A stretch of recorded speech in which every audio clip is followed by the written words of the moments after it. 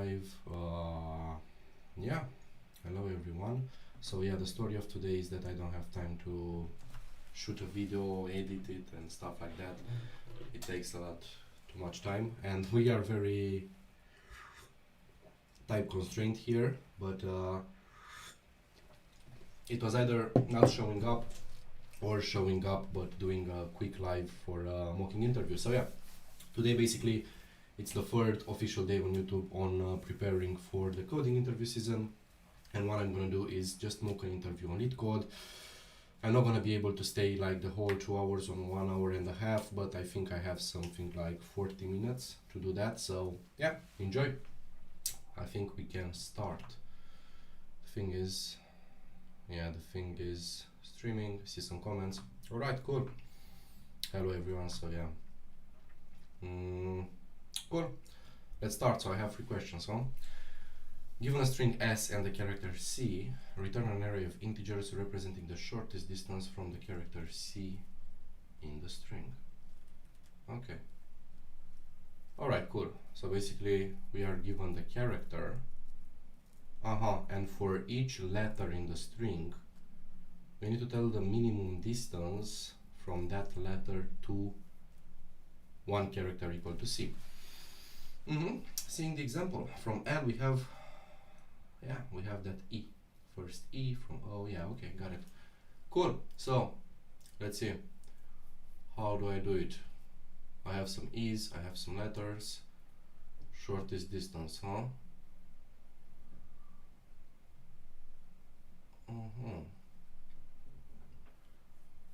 So one way to do this is, basically for each character the shortest E could be either on its left, or either on its right. So I have to take the minimum distance between one character and the nearest E on its left and the nearest E on its right, and take the minimum between these two. So I will first find out the nearest E on the left and then the nearest E on the right. I can do this with 2 for loops, one from the left to the right and one from the right to the left, right? And this is how I'll do it. And of course, when iterating through the characters, for each character I should know the last position I've encountered the letter C. So I just need one variable to store that, and everything should work very great. So I can do one thing here. I think I can do that so you can see better how I code. Cool. String S, character C. So first of all, I'm going to need the last position where I encounter the C, right? So let's have an int for that, and let's say last position. What would be a good variable name? Last encounter, last position. Yeah, let's do last position. Last position. Cool. We can initialize this with 0. Alright. Yeah, that's a good idea. And now we are iterating through the whole string. So s.size. And for each character, I need to know its answer. Right. So for each character, I need to know the answer. And the answer is either from the left or from the right, but I need to store it somewhere, right? So for that, I'm going to need a vector of integers, which will be mean distance, and what's its length? Its length is basically s.size, and it's initially this is interesting. It's initially what? What happens if we don't have any character C in this string? It doesn't say. C is a single character and guaranteed to be in S. Alright, so this is very nice. If it's guaranteed, then that's definitely cool. Okay, what we can do here, I don't know if this is the most elegant thing we can do, but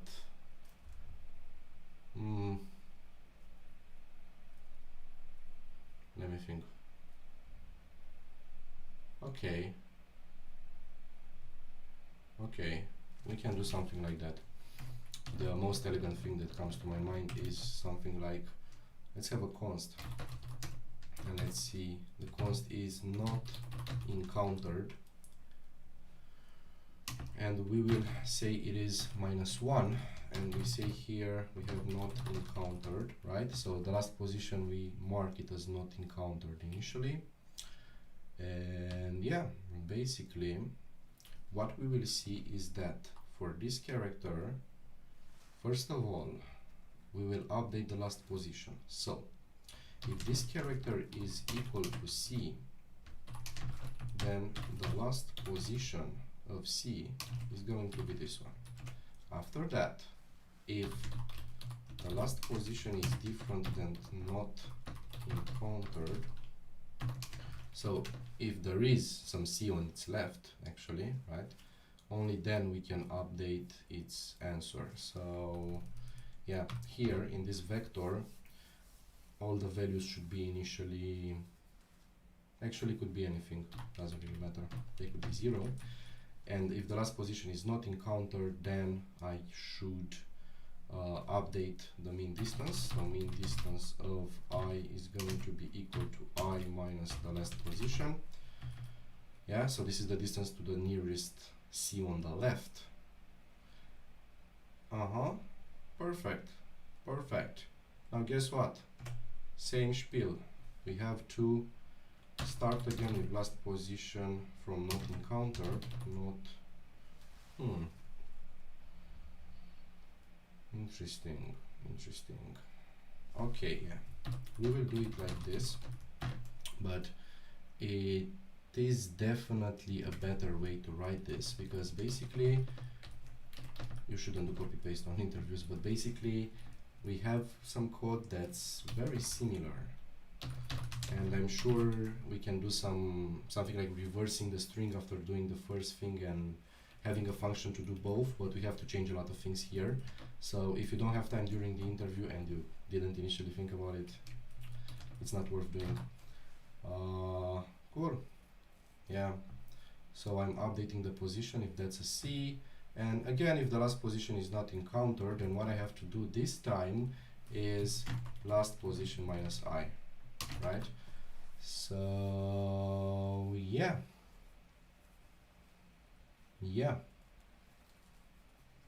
I guess that should be it, but no, because here we have to take the minimum, so minimum between mean distance of I and last pos minus I, right?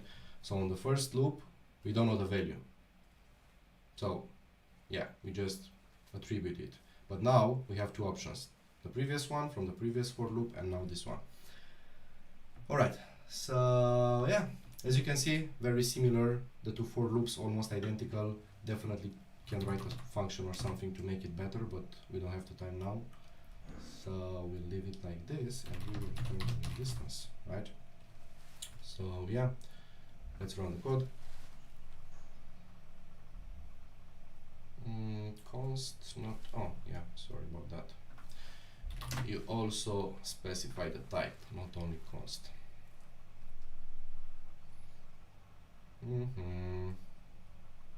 Doesn't look good at all. Let's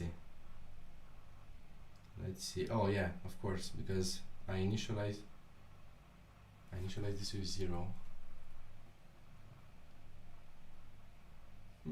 Interesting.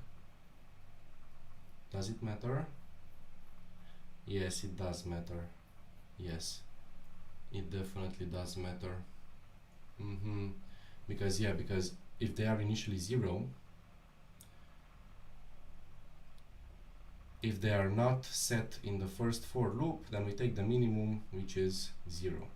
So yeah, we are going to need to initialize this with standard maximum. So I think in C++ it's int max. So they are all of them maximum. Here they are attributed, there they are minimized. And because we have at least one C letter, none of them is going to be int maximum in the end. Or that's how it should be. But I have one equal to that. Why is that? The first one is equal to int max. Why? Oh yeah, rookie mistake. Sorry guys, don't be like me. So yeah, you go to the index 0, basically, yeah. 3 to 1 0 1 0 0 1 2 2 1 0. Cool. Well, looks good to me. There might be a corner case in each. Oh, okay, the string is at length. S string length is at least 1. Yeah, there is the corner case where S is empty, but yeah, cool. Question 2. A square array of integers. We want the minimum sum of falling path through A. Can you see this?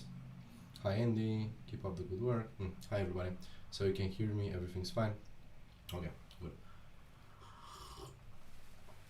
A falling path starts at any element in the first row and chooses one element from each row. The next row's choice must be in a column that is different from the previous row's column by at most 1.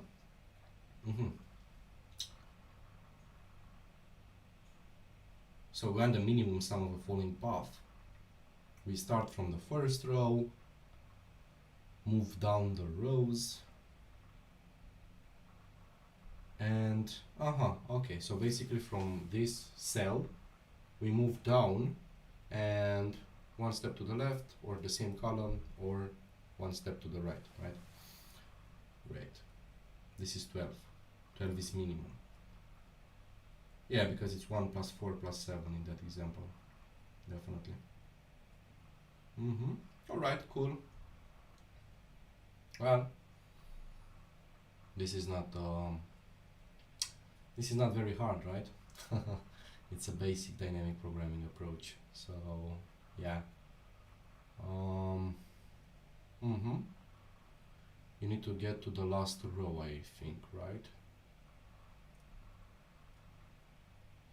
Does it say where you have to stop? It doesn't say where it has to stop, but poor statement. Yeah, alright, so it's pretty obvious that we start from the first row and we move down, and basically what we want to know is for each cell, what is the minimum falling path that started somewhere on the first row. So we don't know the starting cell, we don't care about it, but we need to know where it ends. And if we know for a cell what's the minimum falling path that ends there, then we can go and update the 3 neighbors from the next row, which we know we can get to, right? So yeah, I don't know, it said on site, but it's more like a phone interview. Let's hope that I read the statement right, and I don't want to be an idiot or something. Oh, so the next row's choice must be in a column that is different by at most 1. Yeah, that's it. Okay, cool, let's go. So yeah, I'm gonna do DP basically. So I'm gonna have this vector of vectors of integers, which we can call DP, right?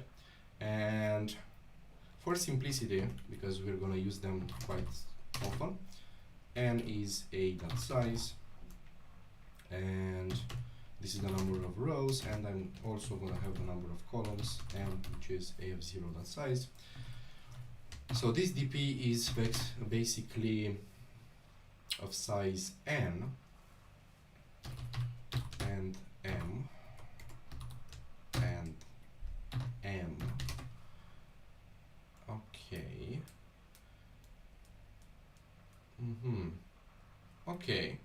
Normally, because we want the minimum sum of a falling path, I would initialize this with int max. You always, when you want the minimum, initialize with maximum. But here it's not the case. Here I can leave it empty, or I can even say 0. And yeah, it's safer to do int max, but I don't have to, you'll see. I know for each cell like a specific formula. I don't have to minimize it from more numbers. So 0 is not a problem, right? So yeah. Basically we have to initialize the first row. This is very important. We can start anywhere in the first row. So we can have this j, right? So yeah, dp of 0 and j equals, well, we can start there, right? So it's a of 0 and j.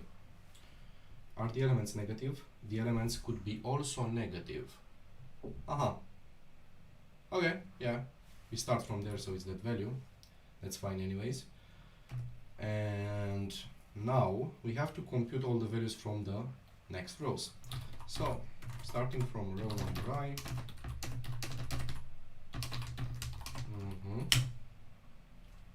yeah, and of course going through the columns.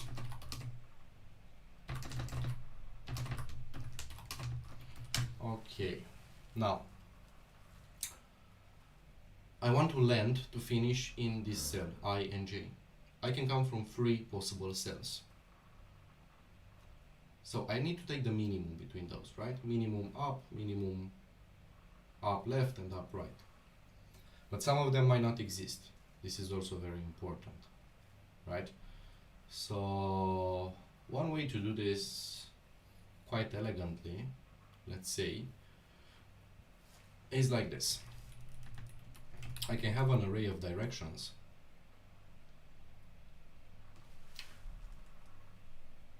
Yeah, that works. Yeah, that definitely works. I can have an array of directions, so I can have a const vector of int directions, and basically in this array I'm gonna store the directions of the 3 neighbors that I want to come from, basically, right? So what I have here, I have the up left, which is -1, -1, right? So -1, -1. Then what do I have? I have up, -1, 0, right? Then what do I have? Up right. Cool. So I have -1, 1, right? Awesome. So yeah, I have this vector of directions, and now when I'm in this cell, what I have to do basically is take each pair of directions, so the difference in x and the difference in y from directions, right? So this is a very cool way of iterating through vectors, by the way, right? Vectors of pairs in my case, but you also have to specify the type, which is basically, oh, sorry, yeah, sorry. So all of these are pairs, right? So this is a vector of pair of 2 integers, named directions, and here I can write pair of integer and integer, but I can only read auto, and C++ is smart and know the type. So yeah, yeah, I need to take the minimum between these two, right? So let's have a variable. Let's say, how should I call it? Interesting. Min neighbor sum or something. Min neighbor sum. So min neighbor sum. Now this is going to be initially int max. I have to initialize it with something big, because what I want to do is always update it. So the neighbor now, yeah, the neighbor now is going to be, let's say, I'd say something more like new row. So new row equals I plus diff x, and also new column equals j plus diff y, right? So this is the neighbor, and we have to check if this neighbor is valid. That's very important, because we might get out of the matrix, the grid, and we don't want that. So if is valid cell of new row and new column, right? If is valid cell, okay. All right. Now, if this is valid, So let's check that. Bool is valid cell, and we need to check for some row and for some column, but we will need another thing because we need to check against the sizes of the grid. So we are going to need a new row and new call. We are going to take the a from here. Okay, and what do we need to check? Row should be greater than or equal to 0. Row should be less than a.size. The column should be greater than or equal to 0. And column should also be less than a of 0 size, right? So yeah, cool. And if this is valid, then we can update the mean neighbor sum with the minimum between what it was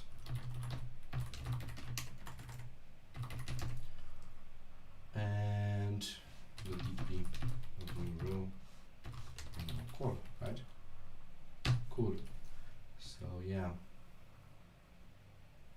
new row, new call. If it is valid, mean neighbor sum. Cool, yeah. So in the end, after we know the minimum sum from all those three possible neighbors, all the valid ones, right? Our DP is basically, we end up in this cell, A, I, and J, in which we will add the mean neighbor sum. Cool. Let me turn on the light.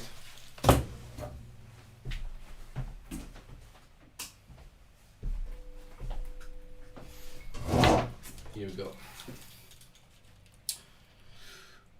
Okay, and this is how we compute dp of I and j.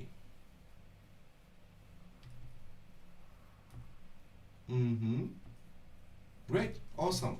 In the end, what should be the answer?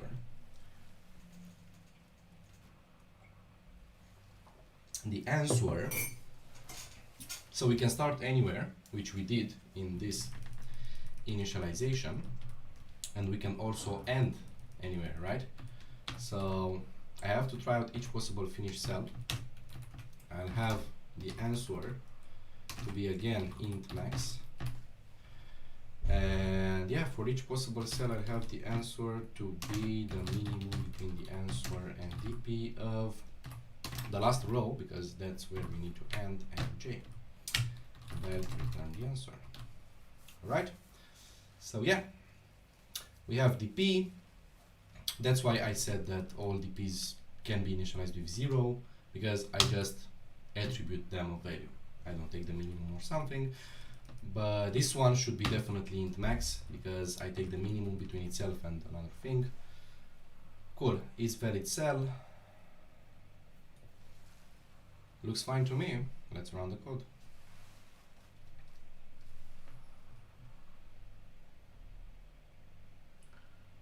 Oh, interesting. Oh, look at me. So one thing that I hope you noticed, I didn't. That's not a good thing.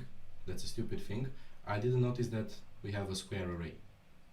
My solution works with square arrays and with all kind of matrices, right? So the number of rows shouldn't be necessarily equal to the number of columns, but it's not a good thing because it shows that you don't pay attention to detail, right? So yeah, now I let it like this, but we didn't need that, and m is actually n. So yeah. Alright, let me check one more time. All the values are pretty small. We won't have long longs or something like that. Did I check if this is fine? I did. Did I initialize it correct? I think I did.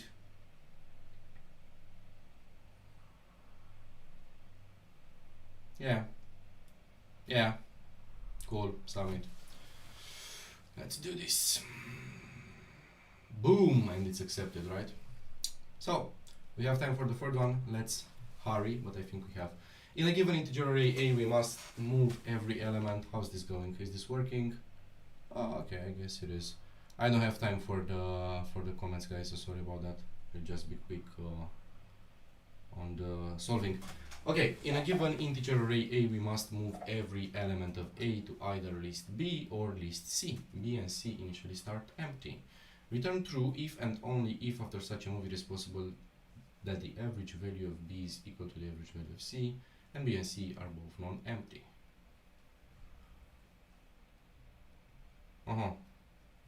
So we have a list A. Every element should be either in B or C.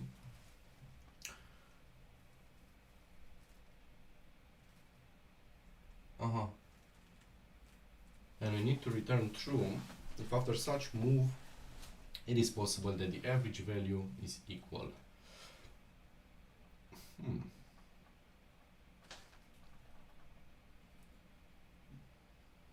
Okay. That's interesting. Very, very interesting. So we are given only the array A, which is of length most 30.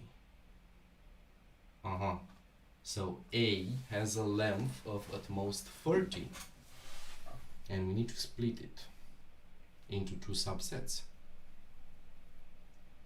Interesting. Very interesting.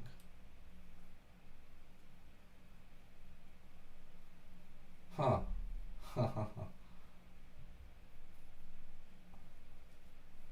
guess this is a meet in the middle, man. I haven't met with meet in the middle for a long time. Here we meet again, meet in the middle. We meet right in the middle, yeah. So I think this problem is solved using sorry about this. Using a technique that's called meet in the middle. So let me see. A has at most 40 elements, right? So one way to do this is take each subset of A, you take the complementary subset, and that's basically your B and C's. So B is a subset, C is the complementary subset. We can try out with a backtracking approach each and every subset of A and check if that subset and the complementary one have an average value. But that's a time complexity of 2 at power 30, which is a lot. We don't want that. Instead, one thing that we can do is split A into two halves. So the first 15 elements and the first 15 elements. Pick a subset from here and the complementary one. So pick a subset from this first half, which is going to be stored in A. The complementary one goes in B. And then we need to check if we have again a subset in the second half with the complementary one, such that when we merge the subset from here with the subset from here and the complementary one from here and the complementary one from here, we get this list with an equal average value. Yeah, I don't know if you have understood anything. It's pretty complicated to explain and I don't have the time, but I think I can write the code. Let me think I code it.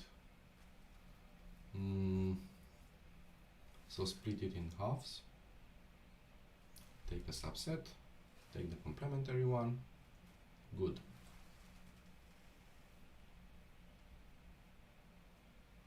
Now we need the other one. We can fix the number of elements.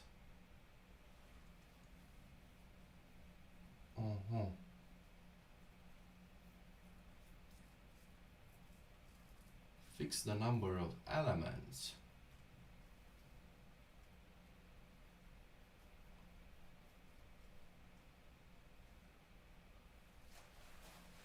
I know how many.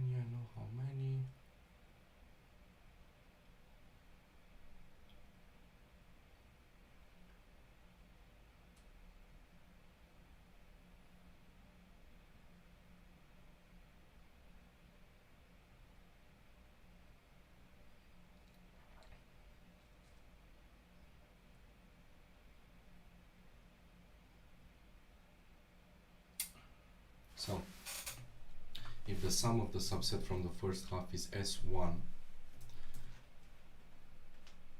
I basically know the sum of the complementary subset. yeah, let's call it, so this is A, so this is S1, the complementary one is S2, then in the second half, if I choose a subset, let's call the sum S3, the complementary one is 4, right? So I need that S1 plus S2 divided by the number of their elements. So number of elements of S1 plus number of elements of S2 to be equal to, I mean, yeah, this is S3. So S1 plus S3, number S1 plus number S3, S2 plus S4, number S2 plus number S4.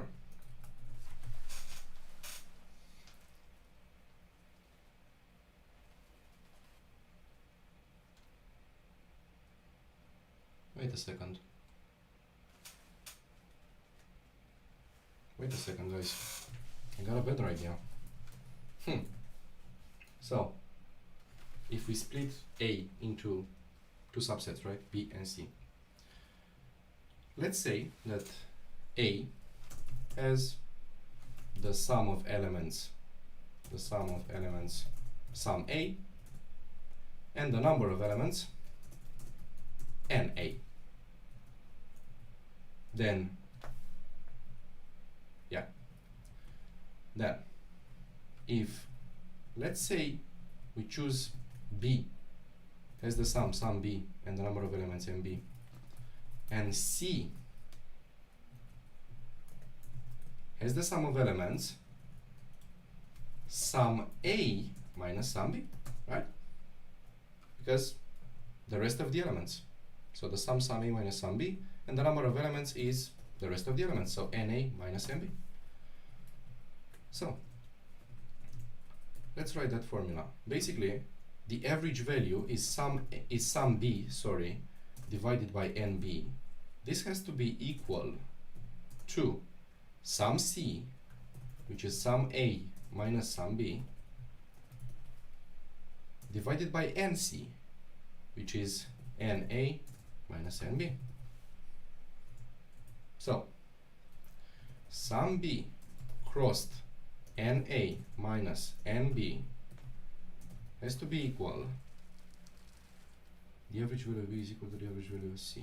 Okay, so sum B crossed this one is equal to NB crossed sum A minus sum B. So sum B crossed NA minus sum B crossed NB equals NB crossed sum A minus NB crossed sum B.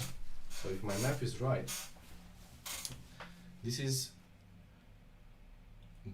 yeah, the equivalent relation of the one with the average values.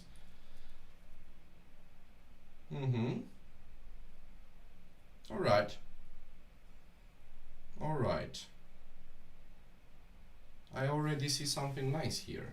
What I see is that we have this minus, right, in both places. So minus MB cross sum B with minus MB cross sum B. So actually sum B crossed NA has to be equal to NB cross sum A. Alright.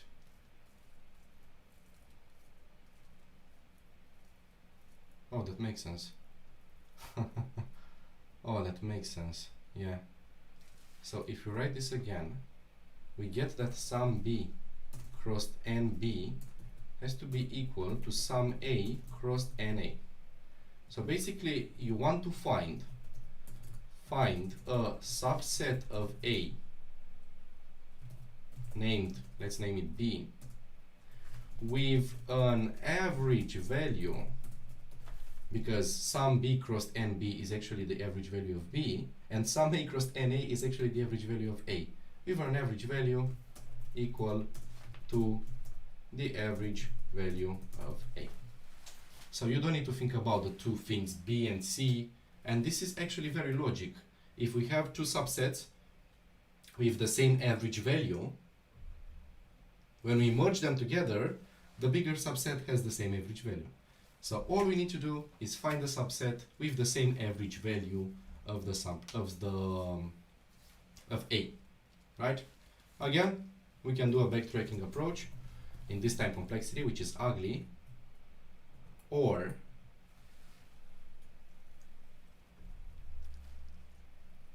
yeah, and now again we can split into the first 15, so we can split A into the first 15 elements and last 15 elements, right? So just split it. No one is A and no one is B or C, we don't know them. Just split it. If we find a subset here, let's call it subset 1. So if we just pick a subset 1 from here and pick a subset from here, subset 2 from here, we will have the answer subset, so that B which we are looking for, we will have it as subset 1 plus subset 2, right? So just take a subset from the first hop, take a subset from the second hop, merge them together, and this is our answer subset. Cool. Don't forget that this one has to have the average value equal to something. That's something we know, that it's the average value of A.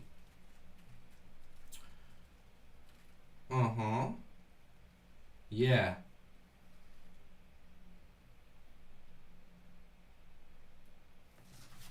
Will it work? I guess it will work.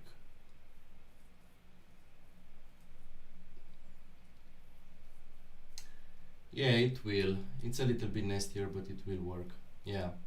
Yeah, so basically, instead of choosing every subset from B, which are 2 at power 30 such subsets, we only choose this subset 1 from the first half of A, not B, sorry, which is 2 at power 15.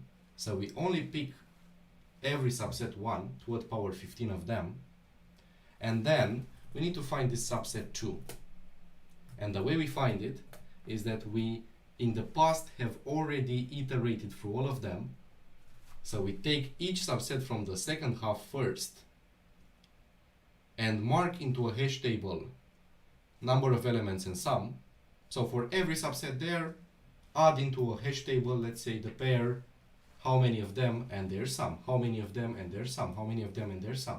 After we do that, we move to the first half, we take each subset from there and see, okay, so if I have this subset, let's say I add another subset from the second half of length L.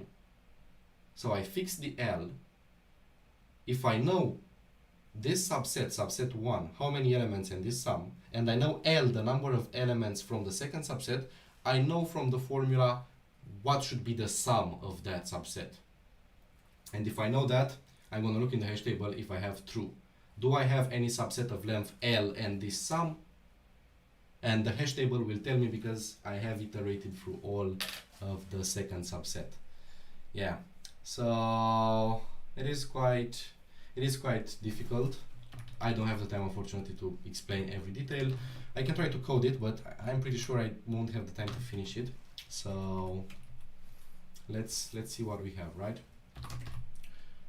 Let's try to move fast. So let's say I have, this is n, from 0 to n. Cool, so I'll have something like a middle point, right? A middle point, which is b, which will be, I can do other thing. I have an idea actually. Yeah, I can do something like this. I can have two vectors, vector of int subset 1, so, or first half, I don't know, first half, right? And second half, right?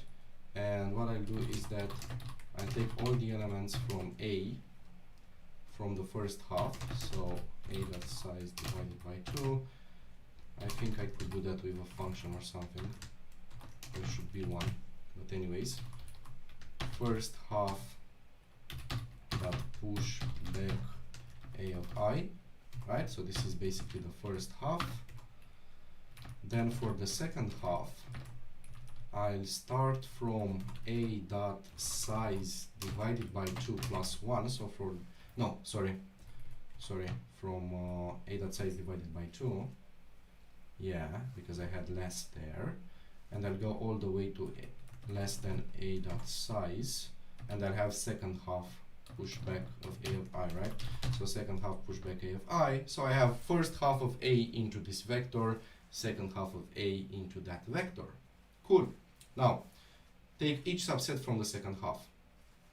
How do you do that? We use a mask. Yeah, that's a great idea. We use a mask. So we use a mask starting from 0, a bit mask, which tells us what elements to take. Mask is less than 2 at power second half dot size.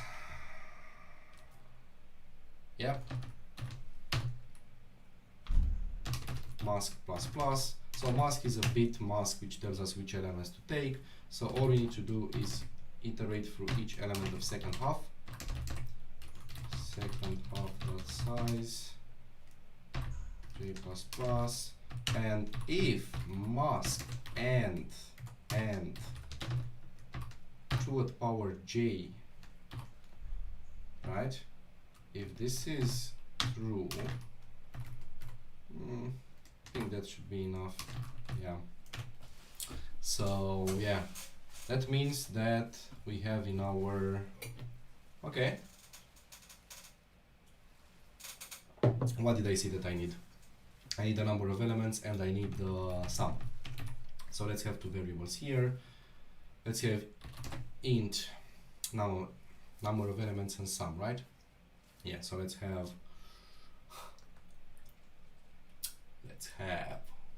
length, I don't know. Length equals 0, sum equals 0. So if this happens, I will increase the length and I will increase the sum by second half of I. And now I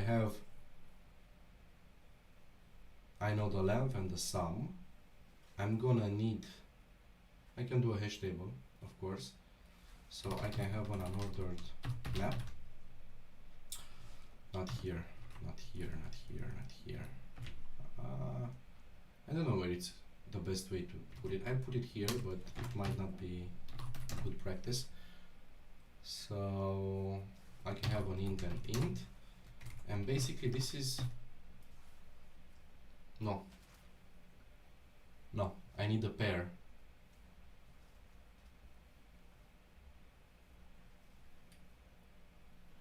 Yeah, I need to know if something of this length and this sum exists. That's what I need to know. So I need a set actually. I can do an unordered set of pairs. Because it's pairs, I'm not sure unordered set works. There might be set. I need a set, and I'll be like, I don't know, second subsets, right? So after I know the length and the sum, I just say that, okay, I have found another possible second subset, second subsets dot, is it push or insert? I think it's insert. Insert, and what is the pair? The pair is length and mask. Not mask, sorry. I need the length and the sum, right? So length and sum. Cool. Great. Now, I have every possible second subset. What should I do? I try out each. So yeah, it's a copy paste, it's an ST1, but we don't have time. Be very sure, make sure to not to change everything that needs to be changed. So we fix each mask from the first half, length, sum, then we take each element from the first half, and if that yeah, okay, so this is completely fine. By the way, look at this. This and this one is almost duplicate code, so definitely we needed a function for that. We don't have time now. Yeah, so I have the length and the sum, right? What I'll do is that I'll also fix the length of the second subset that I'm going to take. So for int second length, second length, which I think can be 0. Probably can be 0. Second length is less than, could be at most second half that size, right? Second half that size, so most, right? So less than or equal, right? That's why I hate such long variable names. Okay. And if I know the second length, I know the first length, I know the first sum, I know the second length. I need the formula to get the second sum, so I won't be able to write it because I need to leave like in 3 minutes. But if you know the length of the first subset, the sum of the first subset, and you have fixed the length of the second subset, trust me, with a very easy formula, you will know the sum of this second subset that you need to have, right? Because you know the average value of their merge, basically. You will find that. After you find the second sum, you just look, is there any second length, second sum pair in blah blah blah, and that's it, right? In that unordered map, right? In second subsets, right? In second subsets, right? So fix each subset from here, fix the length of this one from here, you know its sum, so you need to ask yourself, alright, so I will need a subset of this exact length and this exact sum. Well, I've already tried out each and every one of them in the previous for loop, so I should know from the unordered map if I have it or not, or unordered set. Yeah, I'll finish writing the code and I'll get to you later with another video, probably. This was it, guys, so yeah, thanks for watching, thanks if you were here. Yeah, I'm Romanian, man. Good work. Isn't there some way? Big O event space, row information. Is the array sorted? Could be. Oh, by the way, if there is any simpler solution to this than what I thought of, let me know in the comments for sure. I also think of one, but I haven't thought about it. So let's say we sort it, even if we sort it. If we sorted what? Yeah, I'll think about it. Okay, guys, thanks for watching. This was me, and I'll see you on the next one. Bye.